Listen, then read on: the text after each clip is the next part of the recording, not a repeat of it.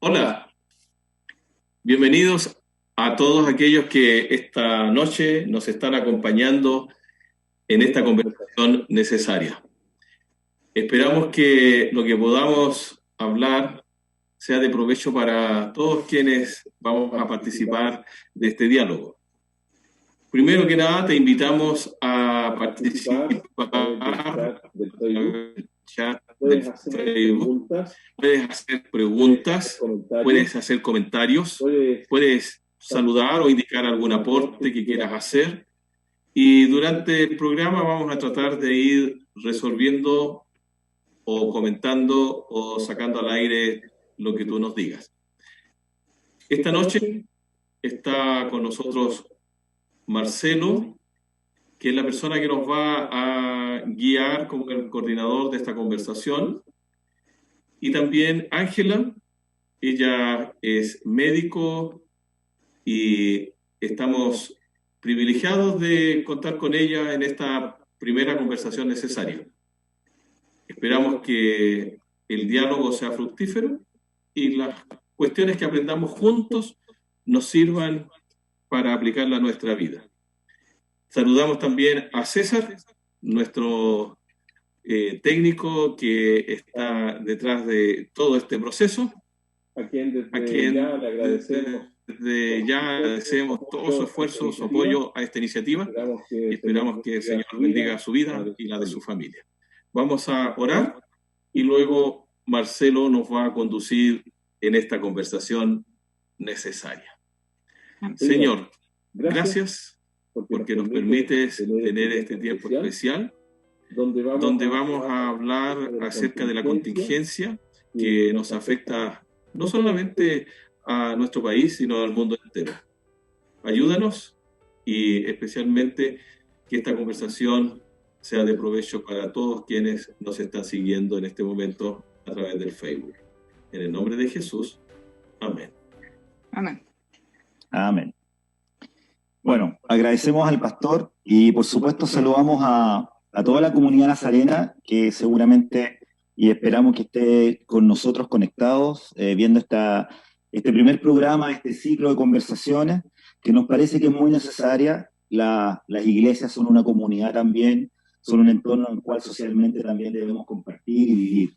La iglesia tiene ese rol en torno a lo espiritual, a lo eclesiástico, pero también tiene un rol social, comunitario, de comunidad, y creo que es lo que hoy día como instituciones estamos desarrollando, este espacio de diálogo, de conversación, de espacios de comunicación y también de conexión con nuestra querida y amada iglesia y nuestra comunidad en Nazarena y por supuesto toda la gente que nos quiera ver a través de esta red. Agradecemos a Ángela por estar con nosotros. Bueno, Ángela, como muy bien dijo el pastor, ¿no es cierto?, es una profesional del área de la salud, ella es doctora, tiene alrededor de 20 años ya de experiencia en distintas instituciones, ¿no es cierto?, de servicio de salud en la región, en la zona, también dedicada a la docencia y felizmente y gracias a Dios también es parte de nuestra comunidad nazarena, a quien agradecemos por estar con nosotros. Y vamos a partir ya definitivamente a las preguntas, a este conversatorio. Recuerden, estamos en nuestro Facebook, pueden hacer preguntas, se pueden conectar, pueden comentar lo que ustedes quieran. Nosotros además vamos a dejar este programa, ¿no es cierto?, instalado ahí, colgado en nuestra página, para que usted cuando quiera verlo de nuevo lo pueda hacer, etcétera. Así que están abiertas las conexiones para que nos empecemos a comunicar, empecemos a escuchar y a dialogar. Es de esperar que nos puedan hacer preguntas o comentarios, nosotros felices vamos a recibir aquello. Bueno, partimos con Ángela. Ángela, hola, ¿cómo estás? ¿Cómo estás tú? ¿Cómo estás hoy día? Hola, buenas noches. Muchas gracias por la invitación. Cariñoso saludo a todos los hermanos, ¿cierto?, que están conectados y tal vez a aquellos que no. Que Dios les bendiga en esta hora y vamos a intentar, ¿cierto?, ayudar a resolver algunas dudas que ustedes puedan tener con respecto a lo que estamos viviendo hoy día en nuestro país. Sí. Bueno, vamos a partir de inmediato, dado que en honor al tiempo, la idea es que no nos alarguemos demasiado. Si es que te quiero preguntar, Ángela, primero que nada, de tu propia experiencia personal, ¿cómo ha sido un poquito este proceso? Tú trabajas directamente en el área de la salud, ejerces la medicina con gente en alguna institución, digamos, de salud pública. ¿Cómo de tu perspectiva ha sido este proceso? ¿Cómo lo has ido viviendo tú y mirando un poco esta situación? Mire, comentarles que nosotros en realidad, en el hospital en el cual yo trabajo, un hospital bastante conocido acá en la zona, nosotros en enero nos enteramos de lo que estaba sucediendo formalmente, ¿ya? Y desde enero se comenzaron a realizar una serie de planificaciones para poder enfrentar lo que tal vez nos iba a tocar vivir. Por lo tanto, al momento de que esto ya llegó y se hizo cierto más masivo, ya habían una serie de etapas, de reestructuraciones que teníamos conversado y visto para poder realizarlo.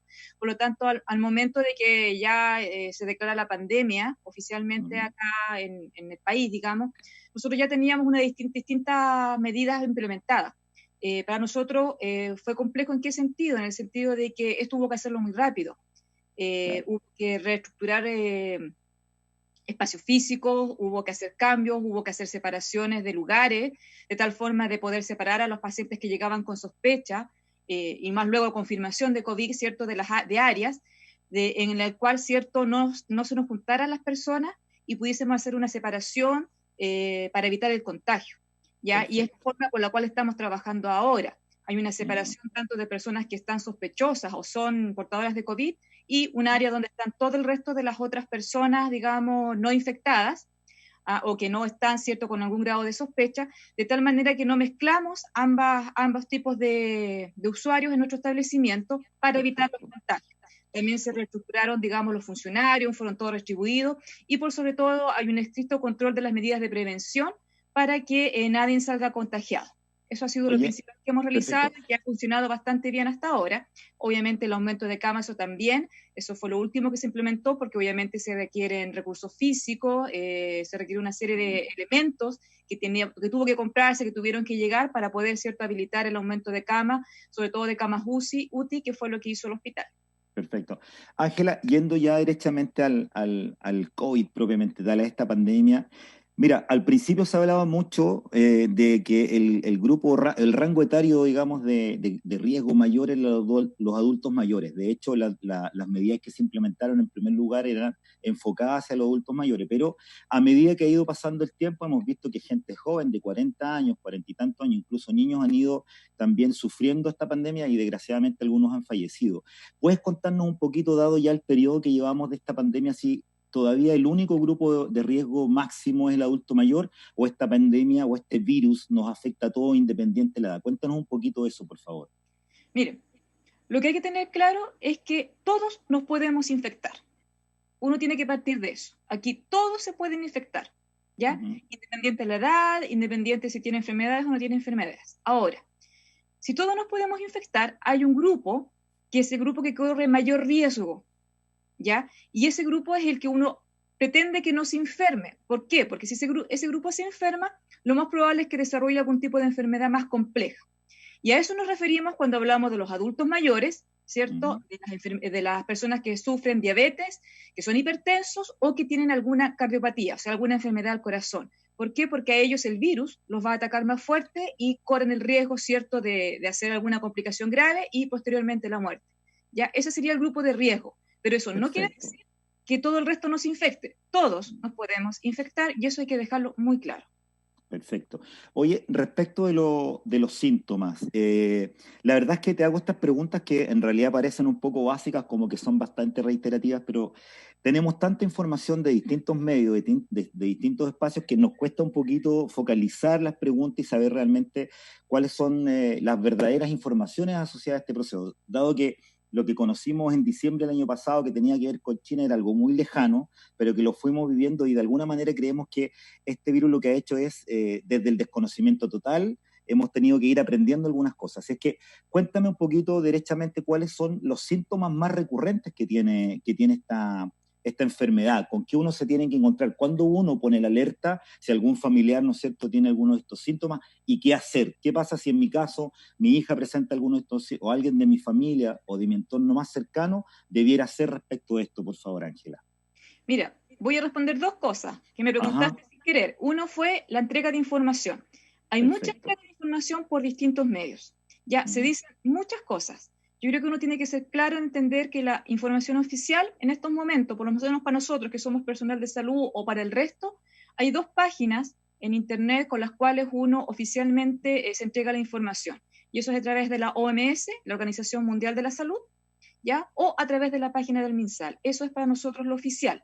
Y cualquier cosa, a lo mejor que yo les pueda estar comentando, está sacada desde esas dos fuentes, que son las fuentes oficiales a nivel país, ¿ya?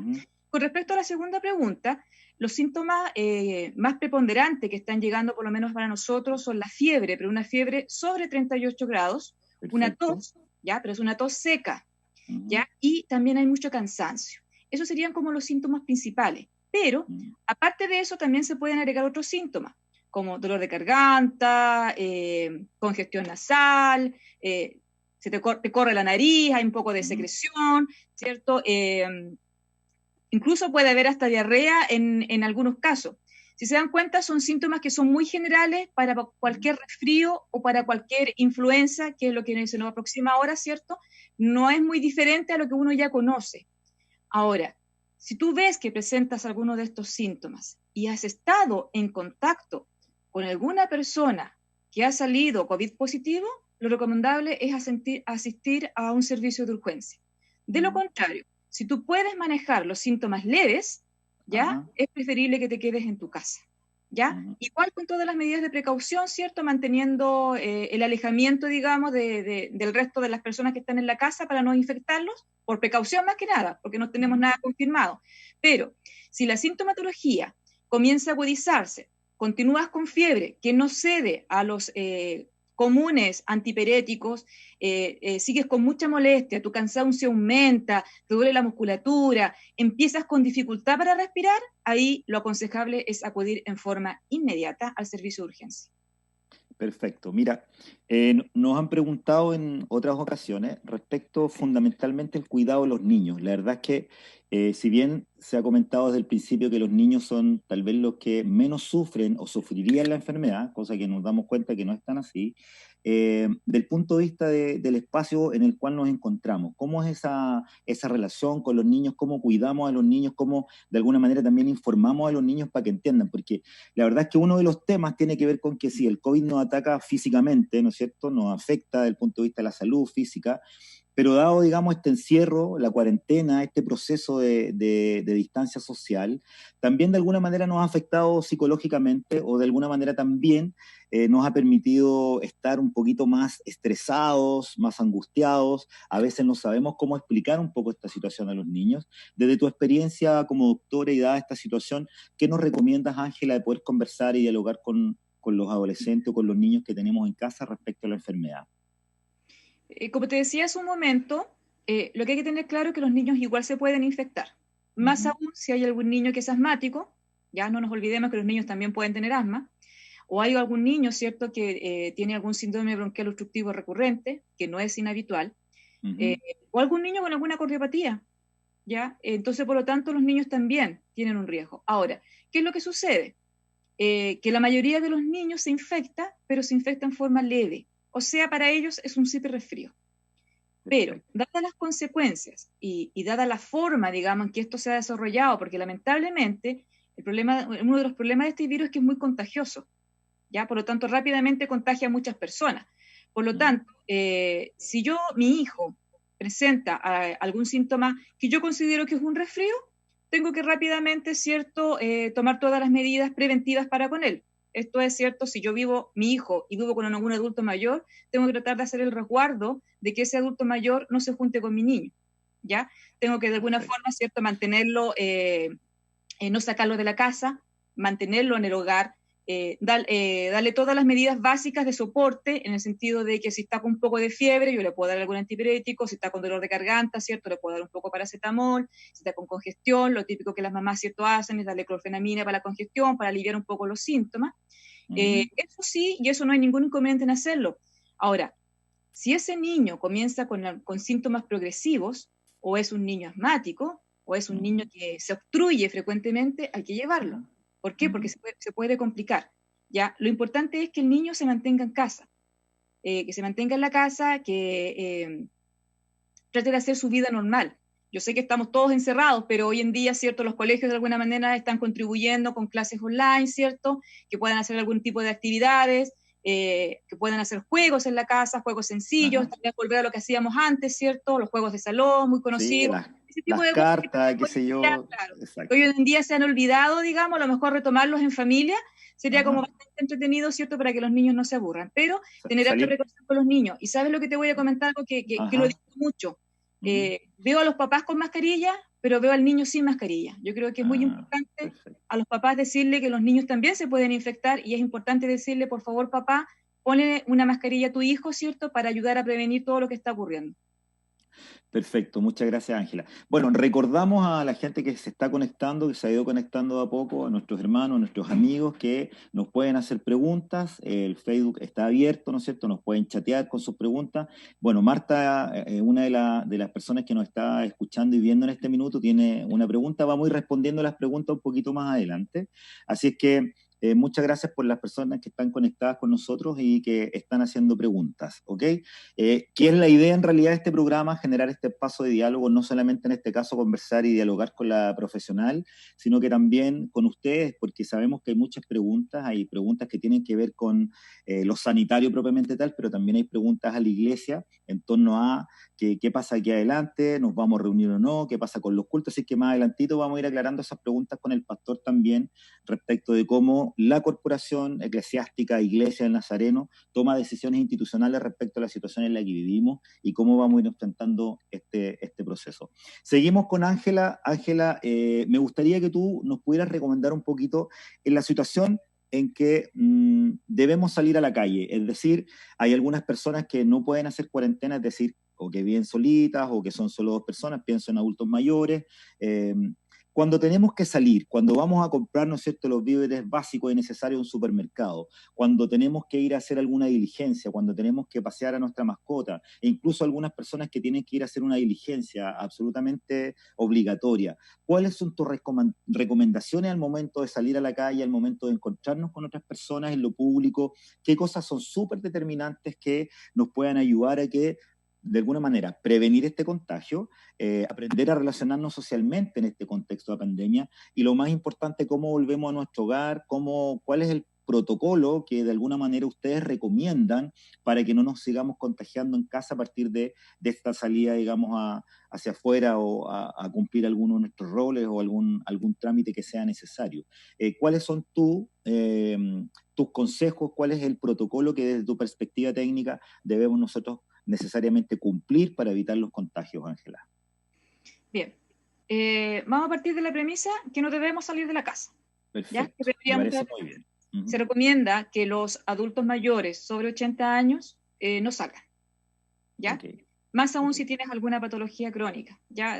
Sería lo ideal. Sabemos que lo ideal muchas veces no se puede cumplir, más si tú estás solo, ¿ya? Lo ideal es que igual como iglesia nos preocupemos de aquellas personas que sabemos que viven solas, que van a tener dificultades, y de alguna forma poder apoyarlas para que ellas no salgan. Eso es lo ideal. Pero si aún así tienen que salir a la calle, o lo ideal es que como familia vayan determinando, por ejemplo, por semana, esta semana sales tú, te corresponde a ti hacer las compras, o ir al supermercado, ir a hacer el trámite, irse como turnando, ¿ya? Para que el resto se permanezca guardado como medida preventiva. La medida principal de prevención cuando uno sale a hacer cualquier trámite es el distanciamiento social. Cuando hablo yo de distanciamiento, me estoy refiriendo en que debe haber un espacio entre persona y persona mayor a 1 metro. ¿Ya? Okay. Digo mayor porque se dice mucho 1 metro, pero si ustedes se dan cuenta, cuando hay filas no se respeta el metro. Y eso es una de las principales causas y la principal medida de prevención, el distanciamiento social. Debe ser mayor a 1 metro, ¿ya? Si no, 1 metro, pero más que ese es el ideal, porque es la forma de no estar en contacto con la otra persona que yo desconozco si está con algún síntoma, si está resfriado, o puede no estar contagiado, estar asintomático. Eso es lo ideal. Esa es la primera gran medida, ¿ya? Y es lo que se ha estado tratando de hacer, ¿cierto?, con las cuarentenas y lo que se ha estado implementando de alguna u otra manera con los cordones sanitarios. Esa es una de las medidas. La otra medida es el lavado frecuente de manos con agua y jabón. Si tú andas en el centro o estás en algún lugar, ¿cierto?, y no hay un lavamanos para lavarte las manos, tú puedes usar el alcohol gel sin ningún problema. Okay. Pero quiero dejar bien en claro, el alcohol gel no reemplaza el lavado de manos. Tú puedes usar alcohol gel 4 o 5 veces sin ningún problema, pero después tienes que lavarte las manos, ¿ya? Por lo tanto, cuando yo voy a hacer un trámite, habitualmente en los supermercados a uno le ofrecen alcohol gel, ¿cierto? Perfecto, ningún problema, tú lo puedes hacer. Incluso tú puedes andar con algún frasquito, ¿cierto? Si has comprado y puedes, ¿cierto?, estarte rociando las manos con el alcohol gel y no hay problema. Pero cuando llegas a tu casa tienes que lavarte las manos, ¿ya? Esa es la indicación. Lavarte las manos no solamente con agua, sino con agua y jabón. Jabón común y corriente, nada especial. Jabón que tú usas habitualmente en la casa. Ahora, cuando tú sales, debes usar mascarilla. Y aquí tal vez me voy a detener un poquito más, porque yo no sé si me están viendo, pero yo traje una mascarilla, esta es una mascarilla quirúrgica, y la mascarilla, yo me la coloco y la estiro, ¿cierto? Sí, perfecto. Si tiene, ¿cierto? Para apretarlo lo aprieto, si no, la estiro. Y ahí estoy toda cubierta. Eso no sirve. Ok. Perfecto, qué bueno, qué bueno. No tiene ninguna, ¿por qué? Porque yo boto secreciones por la nariz, ¿cierto? Donde voy respirando, no sirve. No sirve que yo haga esto para poder hablar. Debo estar cubierta completa. Ojo, cuando yo salgo, me pongo mi mascarilla, ¿cierto? Estoy todo el rato con ella funcionando, no me la estoy tocando. Mucha gente la toca, que se la mueve. No, yo no puedo tocarme la mascarilla. A lo más me la puedo acomodar de acá arriba. Es todo lo que yo hago. ¿Ya? Porque si no, esta zona ya está infectando. Cuando yo me la retiro, ¿cierto? Si tengo amarras o tengo tiras, la suelto de atrás. La dejo para el lavado, después que vuelva, ¿cierto? Y si esta la de género yo la puedo lavar, esta es desechable, la boto. Esa es la forma correcta de usar una mascarilla. Y eso también he visto que hay muchas personas que no la usan en forma correcta, ¿ya? Y la medida, digamos, para ya no estar en contacto con secreciones o con lo que esté en el aire, los aerosoles, es el uso correcto de la mascarilla. Esa es otra medida. Ahora, cuando yo voy a estornudar o cuando yo, ¿cierto?, voy a toser, siempre, ¿cierto?, preferir el antebrazo, o bien tomo un pañuelo desechable, me lo coloco, estornudo, toso, lo boto. Esa es otra forma también de estar tranquilamente previniendo lo que pueda ocurrir, porque yo no sé si la secreción que estoy botando está contagiante o no está contagiante. En estos momentos, recordemos que todos por alguna forma podríamos tener de alguna forma el virus y estar contagiando al resto de las personas, ¿ya? Por lo tanto, esas serían como las medidas básicas cuando yo salgo, ¿ya? El distanciamiento social, el lavado de manos y el uso correcto de la mascarilla al lugar al cual voy, ¿ya? Y cuando llego a mi casa, llego y me lavo las manos. Con respecto a lo que tiene que ver del cambio de ropa, que también se ha visto mucho, la verdad que eso no es una recomendación. No obstante, esa recomendación es para el personal de salud. ¿Por qué? Porque trabaja en un hospital, ¿cierto?, en un consultorio, y está en contacto con gente que pudiese estar contaminada. Por lo tanto, al personal de salud se le solicita, ¿cierto?, que use ropa exclusiva al establecimiento y luego se la saque. Ahora, como sugerencia, si alguien me pregunta, sabes que yo vivo con un adulto mayor o vivo con alguna persona que está en el grupo de riesgo, y si me cambio la ropa, perfecto, puede cambiársela, no hay problema, ¿ya? Pero esa ropa se la cambia y tiene que estar al lavado, no la puede cambiársela y dejarla ahí porque no tendría sentido. Correcto, muy bien. ¿Ya? Esas serían como en general las grandes medidas que uno debe estar realizando. Oye, Ángela, y bueno, entrando más todavía en el tema del virus propiamente tal, me gustaría preguntarte cómo actúa el virus en nuestro cuerpo, o sea, qué va provocando, cómo es ese proceso en el cual, porque la verdad es que uno tiene ideas muy vagas de lo que es esto, uno se imagina y ha visto un poco en la televisión o en internet, pero en definitiva, ¿cómo actúa este virus? Porque también uno decía, cómo usar o no usar lente, porque puede entrar por los ojos, no entra por los ojos, cómo entra, cuál es la zona de mayor, digamos, contagio, es decir, por dónde el virus entra a nuestro cuerpo y cómo funciona, cómo actúa, qué cosas va provocando también en el organismo cuando el virus se va haciendo parte, digamos, de nosotros. Bien, mira, voy a tratar de hacer lo más simple posible para que se pueda entender. El coronavirus es un virus, ¿ya? Correcto. Es un virus que actúa a través de las microgotas. Son gotas pesadas las de este virus. Cuando este virus entra, lo hace por las mucosas. Y lo hace, ¿cierto?, por la nariz, lo puede hacer por la boca. Mucho menos frecuente por la secreción ocular. Ahora, ¿por qué uno usa lentes que en realidad se usa en los hospitales? es porque uno está trabajando, ¿cierto? Uno está en contacto más directo con el paciente, entonces se agacha muchas veces y puede, ¿cierto?, saltar algo al ojo. Esa es la causa. Pero en realidad para el resto de las personas las gafas o los lentes no están recomendados. Ahora, el virus entra, ¿cierto?, por las mucosas y es un virus que rápidamente va al sistema respiratorio.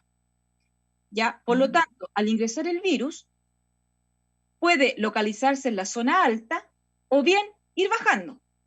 Y cuando va bajando, ¿cierto?, puede bajar, ¿cierto?, y incorporarse en los bronquios, los bronquiolos, instalarse en el pulmón. Si se instala en el pulmón y mis defensas o tengo alguna patología y mis defensas están bajas, puedo producir una neumonía. ¿Ya? Y esas son las neumonias graves que ocasiona el virus, que se pueden ir complicando, ¿cierto?, y llegar hasta un distrés respiratorio. ¿Ya? Y ahí, obviamente, el paciente ya está grave, está complejo. Pero, ¿por qué? Uno podría decir, ya, eso también lo hacen otros virus, exactamente, pero ¿por qué es tan difícil el manejo? Porque aparte de eso, el virus, todos conocen como el dibujito del virus, ¿cierto?, que tiene como unos cachitos, ¿cierto?, una corona. Esas coronas se van enganchando, se van agarrando, ya, de la parte respiratoria, y no solamente afectan la parte respiratoria, sino también la parte inmunológica, de tal manera que tú no puedas producir defensas para poder eliminar el virus. Y como no puedes producir defensas, se va quedando, se va alojando. Y paralelamente a eso, el virus también provoca alteraciones en lo que se llama la hemoglobina. La hemoglobina es la que está en la sangre, la que forma parte de la sangre, y al formar parte de la sangre es el que transporta el oxígeno. Y como también actúa, entre comillas, apoderándose de la hemoglobina, hace que el oxígeno no sea captado por la sangre, y al no ser captado comienza lo que es la dificultad respiratoria y te cuesta respirar y empiezas con molestia. Entonces se van armando todos estos mecanismos y pueden llegar a producir una enfermedad más compleja. Si el virus permanece solamente en la zona alta y no baja, tú tienes un resfrío común y corriente, digamos, producido por coronavirus, ¿ya? El problema es que si el virus empieza a bajar, ahí empiezan ya un poco las complicaciones y lo más difícil de manejar, digamos, en cuanto a la enfermedad. No sé si con eso expliqué un poco lo que me estabas preguntando. Súper bien, súper bien. Mira, bueno, aprovecho contarte a ti, al pastor y a los que nos están en este minuto viendo. Tenemos alrededor de 38, 39 personas conectadas, lo que nos alegra muchísimo para hacer nuestro primer programa. Así es que saludamos a gente que se está conectando con nosotros y que está conectada ya hace un rato: Elizabeth Soto, Andrés Jiménez, María Luisa Urán, Paola Brand, Pedro Burgo, Sara González. Ellos están ahí conectados, alrededor de 38 personas tenemos, es que súper contentos y agradecidos por la oportunidad de estar hoy día conversando sobre este tema que es tan importante. Hay preguntas, pastor, que le corresponden a usted, así que se las voy a hacer un poquito más adelante respecto de lo que estamos conversando. Mira, hay otra situación que a mí me asalta bastante la duda, o en realidad que lo hemos conversado con distintas personas, que tiene que ver con las fases. Cuando llegó esta pandemia acá, ¿no es cierto?, cuando llegó esta situación a Chile, empezaron a hablar desde el Ministerio de Salud y todos empezaron a hablar de las fases, fase 1, fase 2, fase 3. Yo ya me perdí, no sé en qué fase estamos, pero me gustaría que nos pudieras aclarar un poquitito eso, porque de alguna manera las fases son este proceso en el cual nos van indicando cómo se está comportando el virus al parecer socialmente, es decir, cuál es el nivel de contagio, pareciera que tuviéramos cuál es la cantidad de personas o cómo se ha ido comportando la situación. Estoy bastante lleno de dudas y preguntas respecto al proceso de las fases, por eso que quería compartir también contigo esto, que nos pudieras explicar un poquito, cuando hablamos de fases, ¿a qué nos referimos respecto a esta pandemia? Cuando hablamos de fase 1 o 3, ¿cuáles son esas fases y por qué se determinan de esta manera y qué significa para nosotros tener claro que como posibles, ¿no es cierto?, o sea, como ciudadanos, cómo nos enfrentamos, cómo nos organizamos, cómo asumimos responsabilidades dependiendo de la fase en la que se encuentra, digamos, esta pandemia. Explícanos un poquito eso, Ángela, por favor. Mira, nosotros actualmente seguimos en fase 4. Perfecto. Y no vamos a pasar más de la fase 4 porque no existen más. Ah, ¿ya? Qué bueno, excelente. ¿Ya? Se parte de la fase 1 hasta la 4. La 4 es la más compleja, por decirlo así. Y tiene que ver más que nada las fases con la propagación del virus, ¿ya? Por lo tanto, cuando uno habla de una fase 1 es cuando está localizado ¿cierto? A un área específica, a una localidad específica. ¿Ya? Y eso va progresando, a fase 2, fase 3, cuando tú ya hablas, ¿cierto?, de ciudades, de comunidades, y cuando ya hablamos de la fase 4, es una pandemia. Es decir, el virus en estos momentos se ha extendido a través de todo el mundo. ¿Ya? El virus está extendido, se sigue propagando, y esta es la última fase en que ya toda la comunidad está con una posible infección. Y por eso hablamos de pandemia, y no hablamos, por ejemplo, de epidemia, porque epidemia es cuando estamos localizados, ¿ya? A una región en particular. ¿Ya? Yo no sé si se recuerda, por ejemplo, cuando hablábamos del Zika en algún momento, el Zika no alcanzó a llegar a nosotros, ¿ya? Por lo tanto, el ébola, por ejemplo. El ébola tampoco llegó, independientemente de que nosotros nos preparamos para aquello, ¿cierto? No alcanzó a llegar, ¿ya? Y eso era una epidemia. Y ahora hablamos de pandemia porque esto es a nivel mundial, ¿ya? Ángela, aprovecho, disculpa de interrumpirte y preguntarte, ¿cómo se preparan? Ya que veo aprovecho el espacio para, primero que nada, agradecer a todo el personal de salud que trabaja en las distintas instituciones de salud. Sabemos el tremendo trabajo que han tenido que enfrentar en algunas instituciones con bastante pocos recursos, con mucho esfuerzo. Así es que agradecemos, primero que nada, este es un espacio también de agradecimiento al personal de salud, desde los auxiliares hasta los médicos, etcétera, los equipos directivos también han sido tremendamente claves en que esta cosa no crezca, así que agradecemos absolutamente aquello. Son nuestros héroes y heroínas hasta el minuto, porque gracias a ustedes y a la gente que trabaja, ¿no es cierto?, en los distintos espacios de salud, de alguna manera están todos los días 24/7 luchando para que esta cosa no nos siga complicando y nos siga afectando más gente. Así que a través de ti agradecemos, felicitamos y le damos las gracias a todo el personal que obviamente trabaja contigo, pero también a todo el personal médico de Chile. Mira, te quiero preguntar una cosa que tiene que ver con lo siguiente.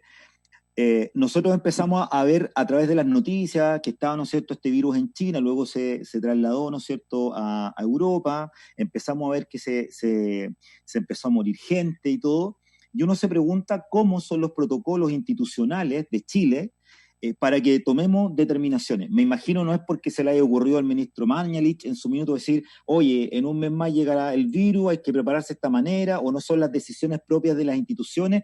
Ustedes de alguna manera responden, por ejemplo, nosotros, Chile, a nuestro Ministerio de Salud, respondemos a ¿qué? A las políticas internacionales, por ejemplo, de la Organización Mundial de la Salud. Es ahí donde está nuestro nexo, cómo nosotros como país empezamos a tomar determinaciones de lo que tú decías al principio, tomar medidas, atender a gente en forma diferenciada, empezar a promocionar y dar información a la comunidad para que sepa qué hacer. ¿Cómo se toman esas determinaciones de nivel nacional respecto a las políticas de salud cuando nos enfrentamos a una situación de esta manera? ¿Es un nexo directo con la Organización Mundial de la Salud? ¿Cómo se va dando esas decisiones que son técnicas, que son profesionales, que son institucionales y ministeriales respecto a una pandemia como esta, por favor?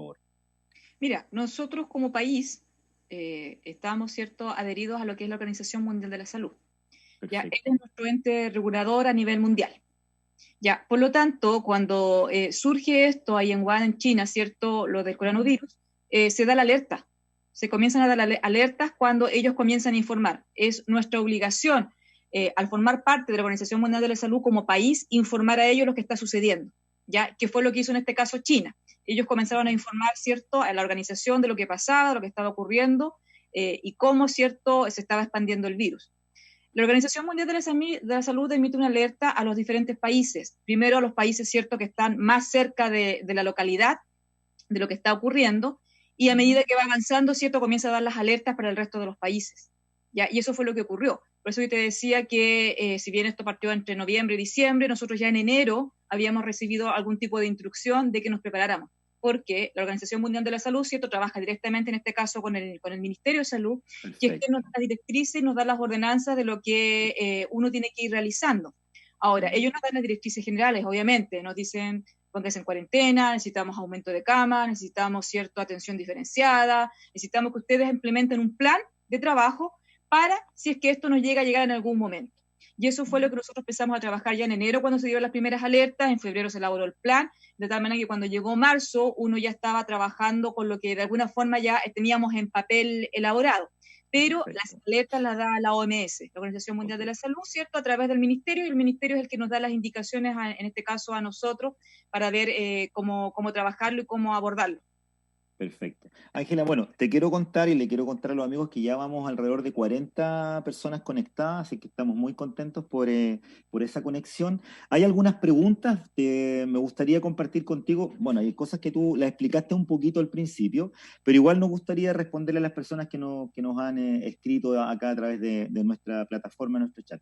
Mira, Andrés pregunta, hace dos preguntas, que pueden ser dos preguntas en una. Dice, primero, ¿qué debo hacer si soy positivo al COVID? Uno. Y dos, dice, para realizarme el examen, ¿necesito orden médica formal? ¿Cómo es el proceso? Entonces, pregunta, ¿qué hago si soy positivo? Y respecto de la orden médica para realizarme el examen. Aprovechamos de agradecer a Andrés por la conexión y por las preguntas. Hay otras par de preguntas. Por favor, respondamos, Ángela, esas dos preguntas. Voy a partir con la orden del examen. La orden es médica. Ya, partamos con eso. O sea, yo no puedo ir así porque sí a un centro de salud y decir quiero hacerme el examen. Ya, tiene que pasar por una evaluación médica y el médico es el que decide, ¿cierto? Ya sea en la urgencia, en una consulta particular, donde sea, ¿cierto? Si efectivamente corresponde o no realizarme el examen. ¿Ya? Correcto. Eso es lo primero. Ahora, ¿qué pasa si yo soy positivo? Lo primero que hay que hacer, si él es positivo, hay que evaluar los síntomas que él pueda tener. ¿Ya? Si sus síntomas son leves, son moderados o son severos. Si sus síntomas son leves, lo van a dejar en casa. ¿Ya? Va a tener que hacer el reposo en casa, ¿cierto? Por 14 días, donde va a tener que estar en cuarentena. Cuando yo hablo que tiene que estar en cuarentena, él tiene que estar aislado en su casa. ¿Ya? Eso quiere decir que tiene que estar en una pieza, ¿cierto? Donde él puede realizar sus actividades, estar solo, no estar en contacto, digamos, a menos de 1 metro con las personas que habitan en la casa. Ahora no quiere decir que esté solo, ¿cierto? Y que no converse con nadie.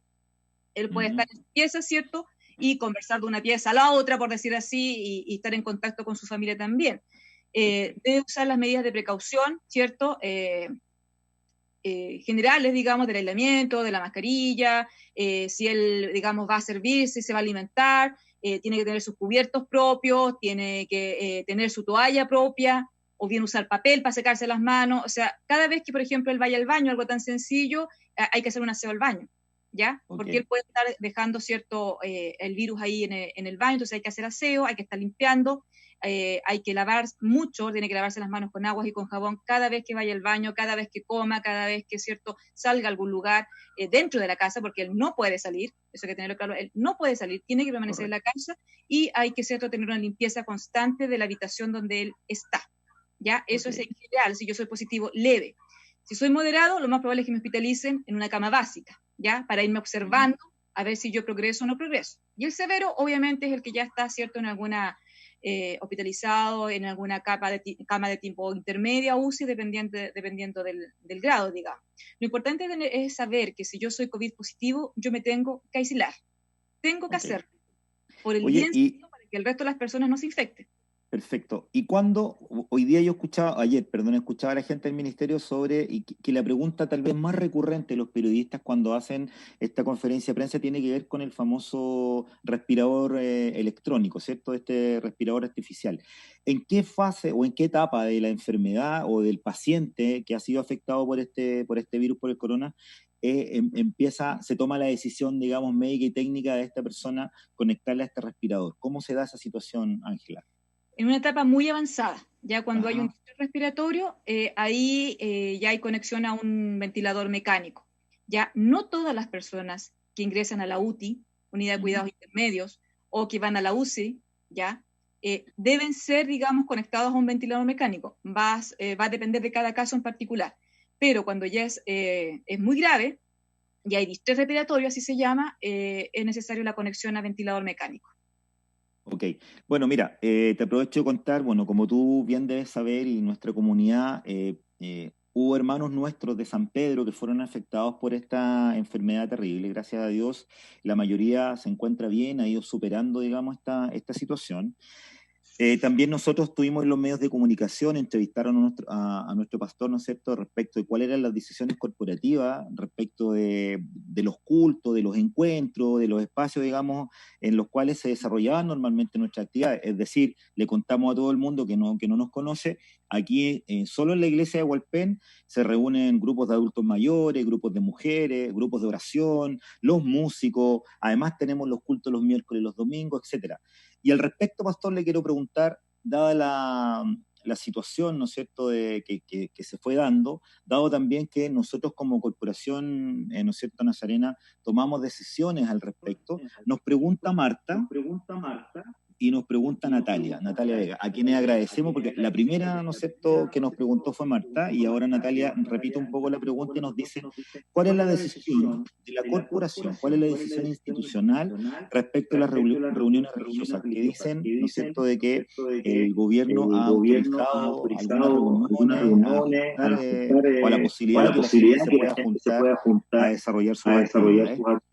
Preguntan aquí, pastor, ¿cuál es la mirada? Y más allá de la mirada, ¿cuál es la decisión institucional, formal, que ha tomado, ¿no es cierto?, o en la que está nuestra iglesia, nuestra corporación respecto a esta situación? Por favor, pastor. Bueno, saludamos y agradecemos a todas las personas que están siguiéndonos en esta noche, en esta conversación necesaria. También el diálogo con Ángela, yo creo que ha sido muy constructivo, sus palabras han sido muy sencillas de entender, y no es otra cosa que la guía práctica para cuidarnos de este COVID-19. Respecto de las preguntas que se me hacen, respondo lo siguiente. Primero, en función de la situación que empezamos a vivir a partir de marzo de este año, nosotros poco a poco fuimos tomando ciertas medidas al interior de nuestras iglesias. Por ejemplo, pedimos que las personas que estuvieran resfriadas, enfermas, dejaran de asistir. La misma iglesia de Boca Sur, el día 8, atendiendo al hecho de que hay una población muy alta de adultos mayores al interior de la congregación, decidieron suspender sus actividades. La pastora me pidió a mí que le autorizara cerrar a partir del día 8 las actividades masivas.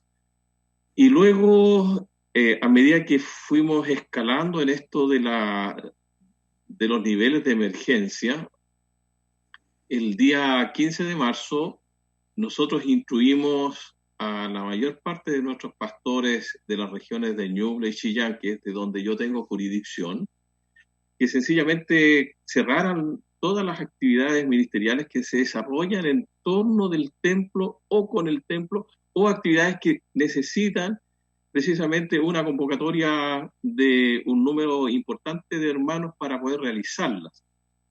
Eso fue tomando cuerpo poco a poco, pero ya para el día 15 de marzo nosotros habíamos decidido lamentablemente cerrar esas actividades de mayor convocatoria, especialmente nuestros cultos.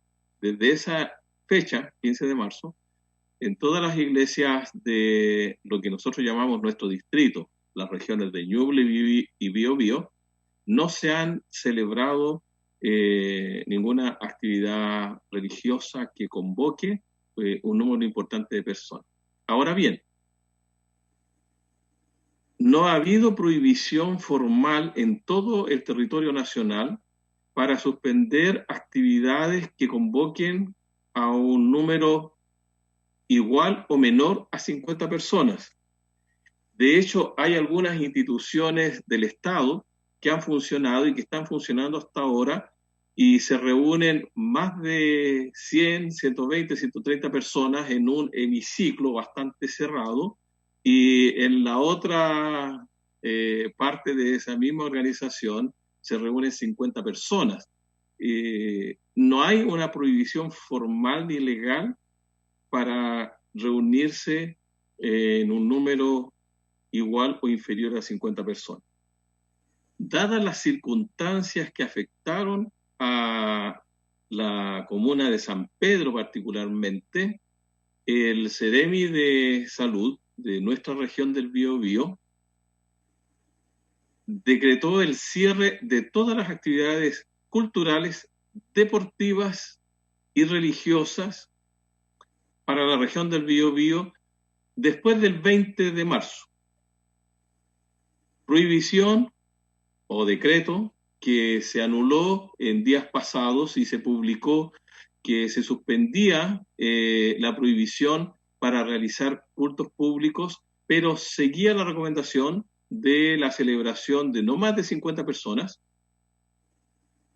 con todas las medidas preventivas para evitar el contagio del COVID-19, al mismo estilo que Ángela nos ha compartido esta noche. Guantes, mascarilla, ropa adecuada, el distanciamiento social, etc. Nosotros como Iglesia del Nazareno, aquí en la región del Ñuble y también en la región del Biobío, hemos decidido mantener nuestros templos cerrados. No vamos a tener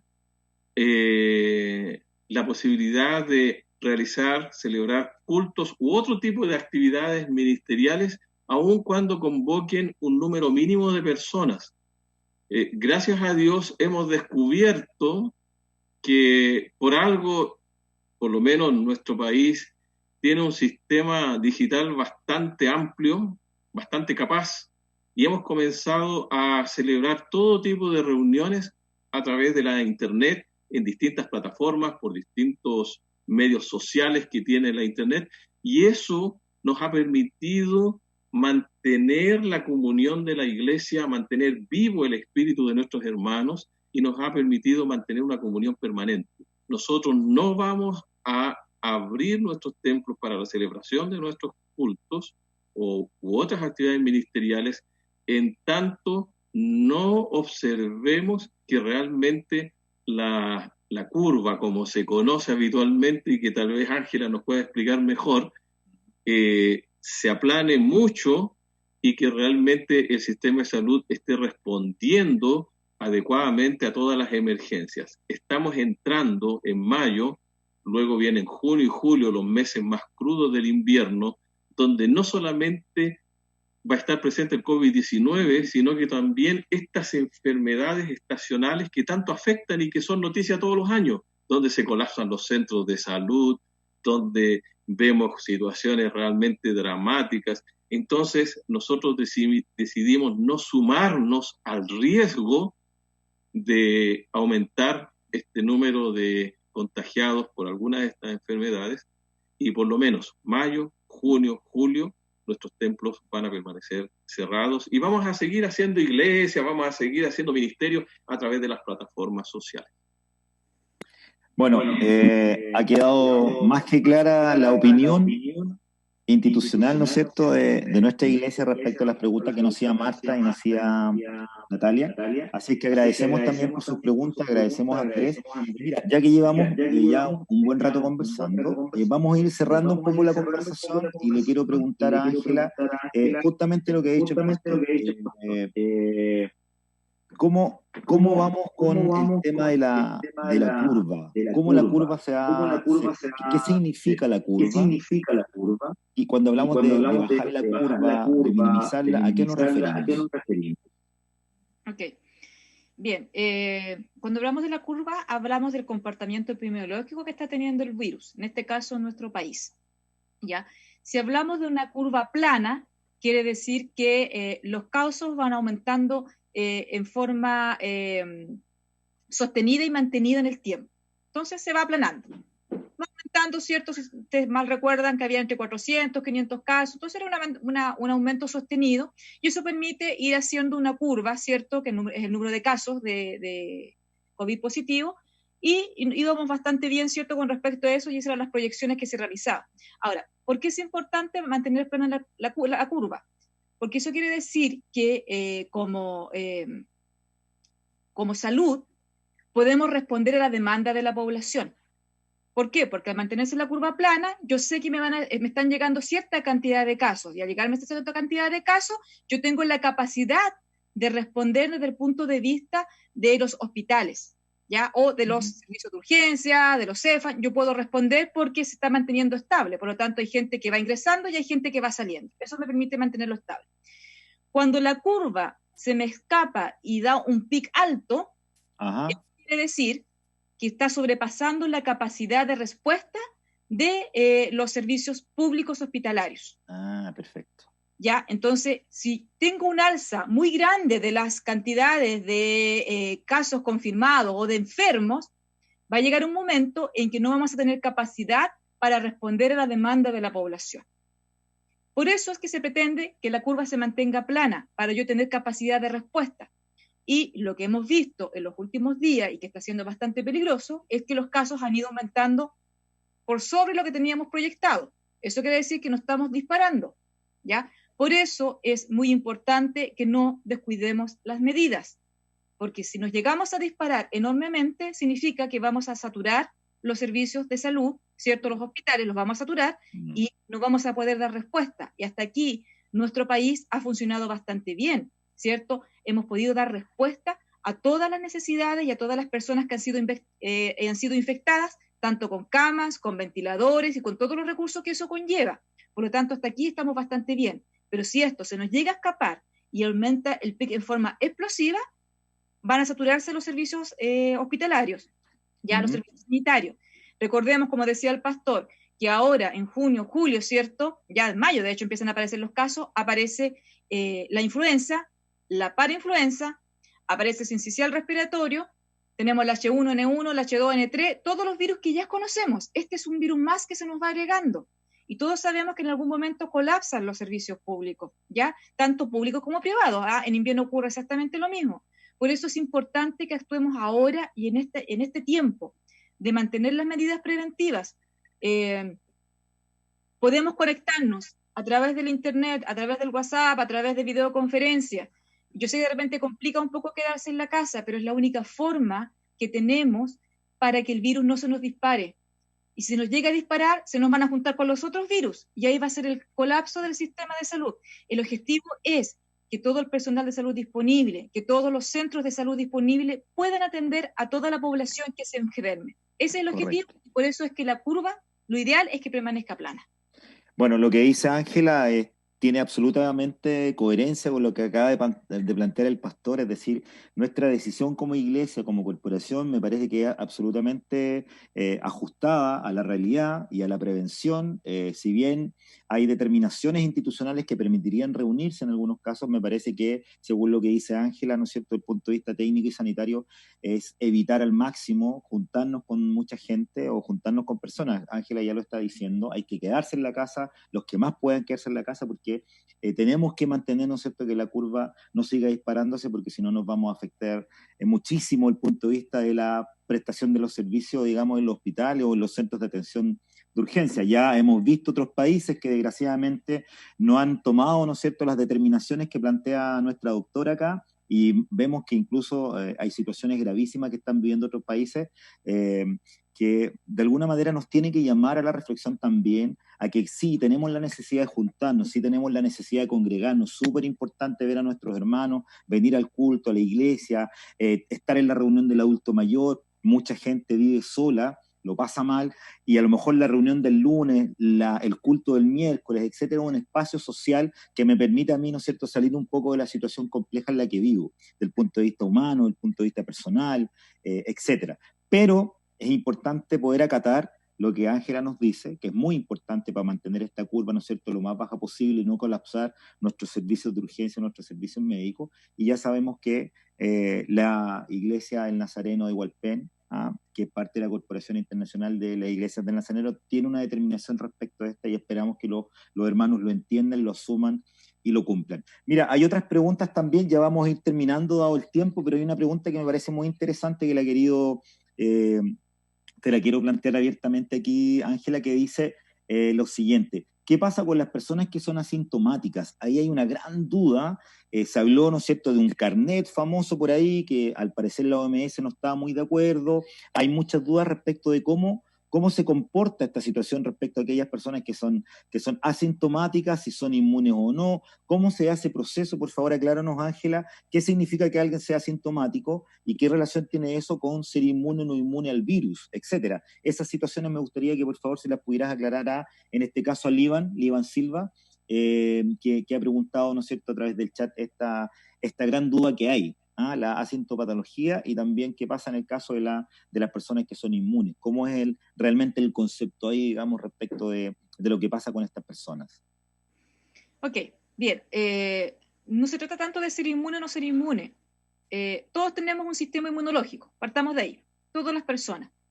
y todos podemos desarrollar defensas para combatir al virus.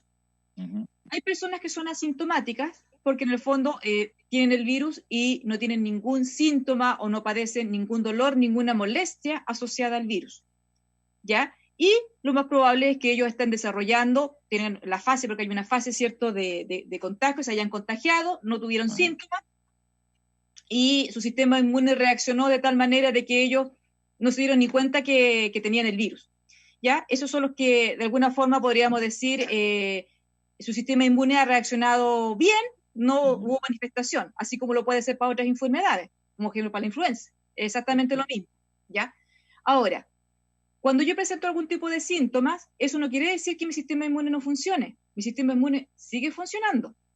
¿Ya? Lo que pasa es que el sistema inmune hace que nosotros generemos anticuerpos, que son, digamos, como los guerreros en la batalla, ¿cierto? Que van a atacar a este virus, ¿cierto? Y en el fondo hay una pelea, hay una guerra que ocurre dentro de nuestro organismo, ¿cierto? Y nuestro organismo ganaron nuestros soldados, ¿cierto? Y logramos combatir el virus. Cuando hay un paciente asintomático, no desarrolló los síntomas, por lo tanto, él de alguna forma igual desarrolla los anticuerpos para el virus, pero no alcanzaban a pelear. No se alcanzó a armar la guerra. Perdone que sea tan sencillo, para que me lo entiendan. Perfecto, nos parece muy bien. Es lo que... Tuvo miedo a los soldados. Ok. Oye, Ángela, disculpa. Entonces arrancó antes de hacer la guerra. Ese se refiere al asintomático, ¿ya? Perfecto. Pero ese también generó anticuerpos.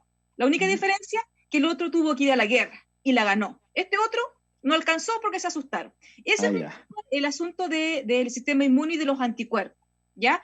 Y obviamente cuando ya empiezan a perder la guerra es cuando se va complicando un poco la enfermedad, y por eso hay que ayudarle con medidas, ¿cierto?, farmacológicas o medidas de soporte, que es lo que hace el hospital, ¿cierto?, para que esa guerra la pueda vencer, ¿cierto?, y se puedan generar los anticuerpos que necesita para que el virus sea expulsado del organismo. No sé si lo expliqué así bien sencillito para que se comprendiera.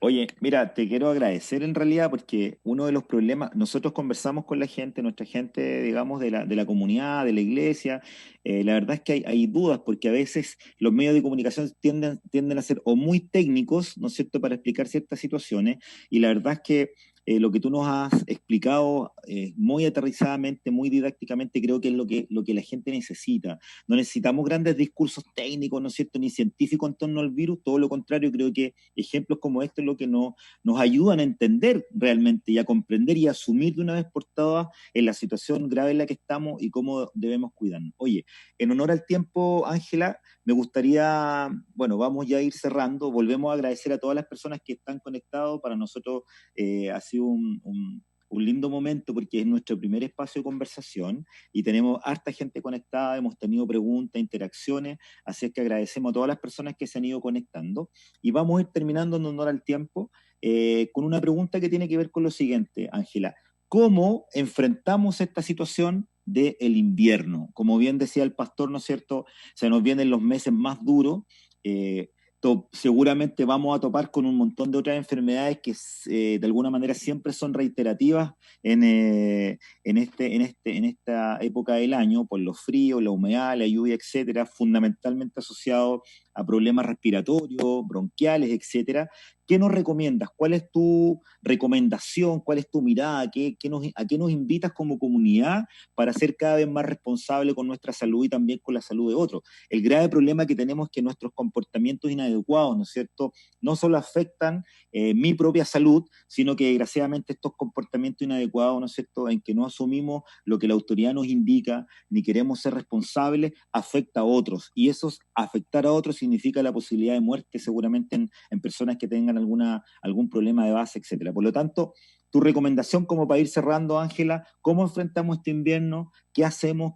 ¿Cuál es tu mirada y cuál es el consejo que compartirías con nosotros para poder enfrentar de mejor manera este invierno que se nos viene? Mira, en relación a eso, la verdad es que no es muy distinto de lo que yo ya les he comentado. Como ya les comentaba, se aproximan los otros virus que son estacionales, por lo tanto, sí o sí nos va a llegar el sincicial respiratorio, nos va a llegar la influenza, la parainfluenza y todo lo que habitualmente nosotros tenemos en invierno. Y aparte, el coronavirus. O sea, por lo tanto, es uno más de los que habitualmente con los cuales nosotros trabajamos en esta época de invierno.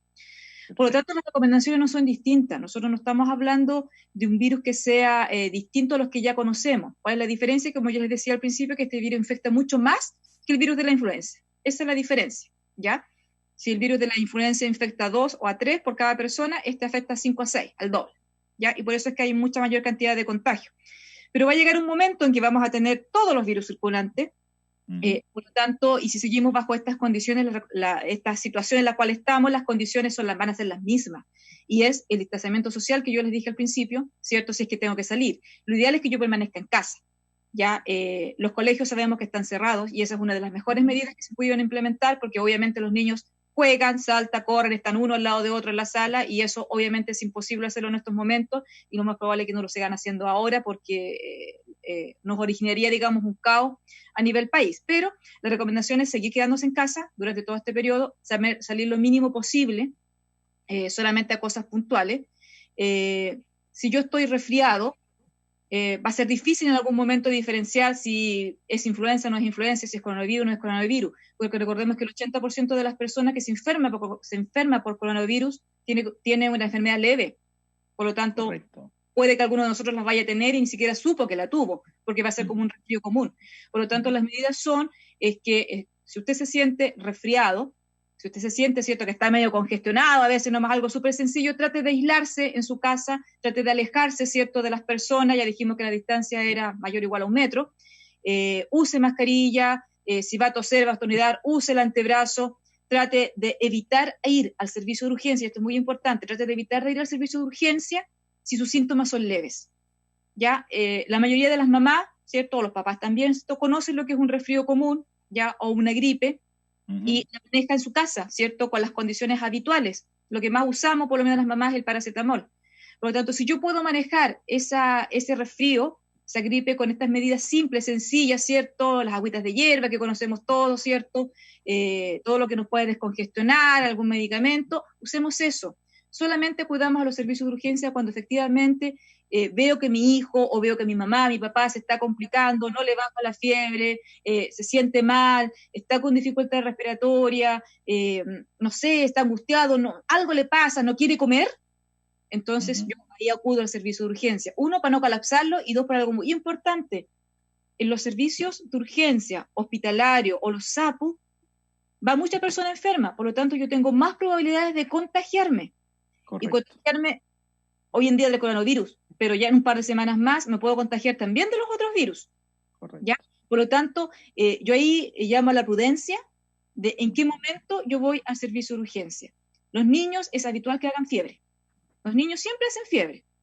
Las mamás sabemos manejar la fiebre, ¿ya? Pero si la fiebre no pasa en 2, 3 días con las medidas que yo conozco, entonces ahí lo llevo recién. Antes no, ¿ya? Porque ahí quiere decir que algo más puede estar pasando. Antes es un resfrío, es una gripe que pasa entre 3 a 5 días.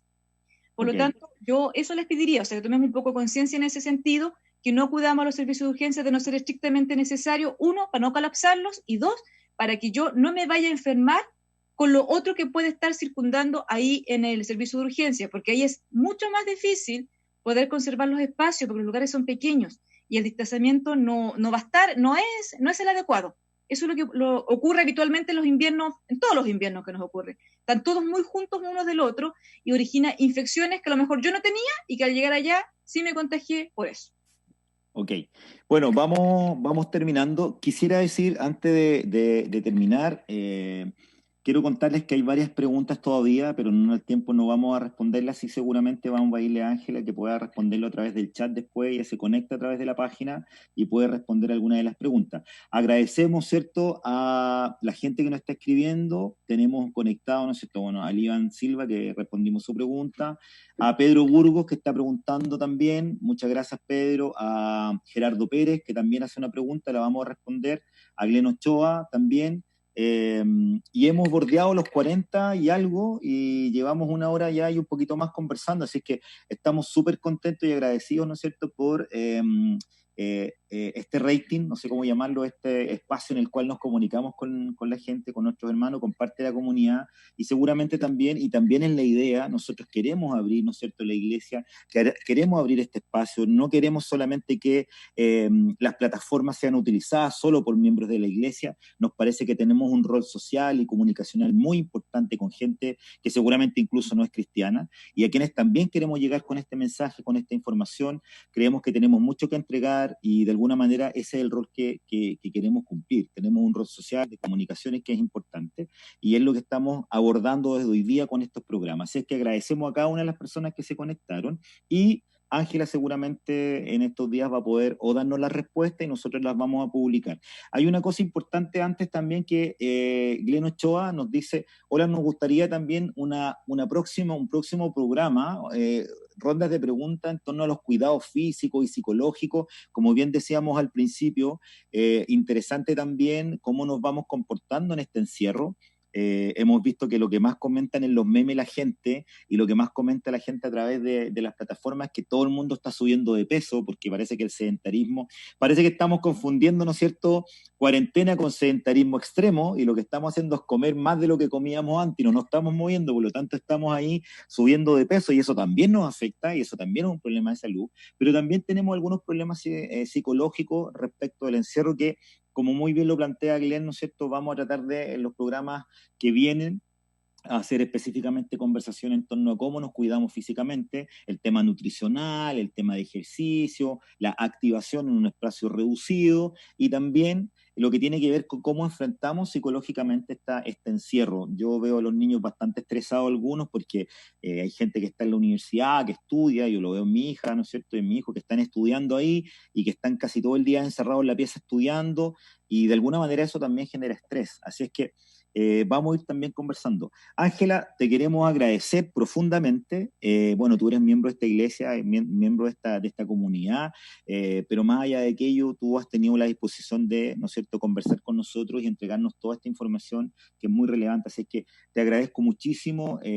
Ha sido, yo diría, un éxito para nosotros. Primero que nada, el que tú hayas podido estar con nosotros y darnos esta mirada que es técnica, que es sanitaria, que es médica, pero que ha sido bien aterrizada para que la gente pueda entender, y creo que el gran objetivo es cómo hacemos que la gente entienda y asuma el riesgo que significa esta pandemia y cómo nos debiéramos comportar. Así que te agradecemos mucho, Ángela, el que estés con nosotros hoy día y que te hayas dado el tiempo de dialogar, conversar, enseñarnos y compartir tu experiencia con nosotros. Así que te agradecemos muchísimo y yo quiero dejar ahora al pastor, ¿no es cierto?, para que cierre este programa y que de alguna manera vayamos también relacionando en torno a lo que significa ser parte de una iglesia con este rol social y comunicacional en el que nos debemos educar, ¿no es cierto?, en torno a la salud y a lo que hoy día estamos viviendo, pero también somos una iglesia y cumplimos un rol eclesiástico. Queremos invitar a que el mundo se conecte con nosotros, tenemos un mensaje muy bonito que dar, no solamente lo técnico, no solamente las cosas que nos pasan, ¿no es cierto?, en este caso, sino que también el mensaje que es importante que la gente lo reciba y sepa que nosotros tenemos un rol espiritual que es muy importante que lo recibamos y que podamos asumir de una vez que este es un espacio de encuentro también de sanación del espíritu y del alma. Y por favor, pastor, me gustaría que usted cerrara el programa. Muchas gracias, Ángela, por estar con nosotros. Muchas gracias a toda la gente que se conectó. Vamos a responder preguntas y vamos a tratar de hacer, ¿no es cierto?, de tomar la determinación de invitar a lo mejor a una psicóloga, un psicólogo para el otro programa, para ir enfrentando también esta situación que nos ha planteado uno de nuestros auditores. Muchas gracias, pastor, por favor, lo dejo en conexión. Muchas gracias, Ángela, que estén muy bien. Bueno, yo me sumo a las palabras de gratitud que Marcelo expresa, primero a todas las personas que se han conectado a través de la plataforma Facebook.